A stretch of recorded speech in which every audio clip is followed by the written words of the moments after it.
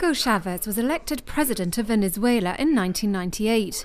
Evo Morales followed suit in Bolivia in 2005, before Rafael Correa in Ecuador in 2007.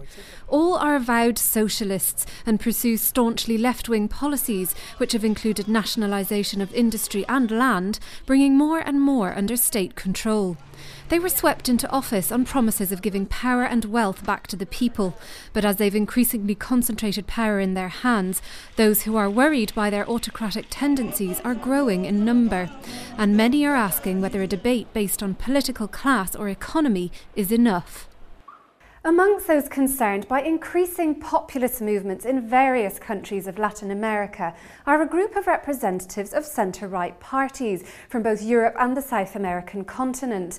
They've come together to discuss how the future will be dictated not by economic crises, but by the crisis of values this radical movement to the left represents. The seminar was organised by EPP Group Vice Chairman Jaime Mayor Oreja. In my opinion, we have to confront the crisis in depth.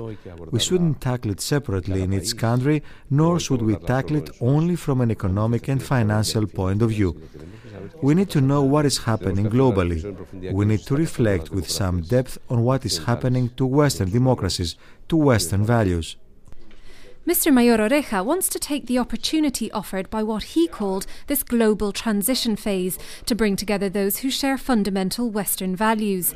His aim is to initiate a dialogue he hopes will become permanent between Europeans and Latin Americans, in a way he says has never been done before. The debate of the 21st century will be one about values, not economics, he insists. The seminar was attended by some high-profile figures. One of them was Carlos Larraín, chairman of Chile's National Renovation Party, who spoke to us about some of the problems his country is facing. Well, what's missing in many countries in South America, including mine, I come from Chile, is a deepening of institutions, a strengthening of society as against the state. We have to resist this tendency of having social life monopolized by the state or by the market. Former Bolivian President Jorge Quiroga emphasised the huge progress many countries in Latin America have made economically over the last years. This, he says, has brought with it wide acceptance of values such as democracy. But there is still work to be done, and greater coordination is the answer. Drugs brings in a lot of money to a lot of bad people that can take over townships, over judges, over soldiers, over policemen, regional governments, and it can be a great threat to democracy if we don't address it with a joint Latin American coordinated effort, discussing the issue with Europe, with the US, and other large consumption centers.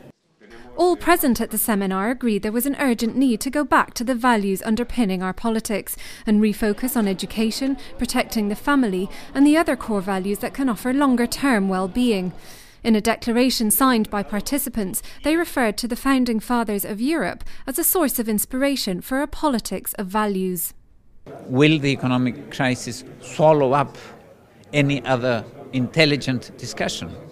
Because when you have scarcity and when you have bankruptcy and unemployment, you may have the main issues swallowed or drowned and the big questions forgotten. The politicians assembled here agreed that only by coordinating efforts could governments offer their citizens the solutions that would restore the confidence necessary for overcoming the current crisis. So they'll be meeting regularly from now on. We'll of course be bringing you more news from the next meeting, but in the meantime you can keep up to date on our website, eppgroup.eu. Thanks for watching.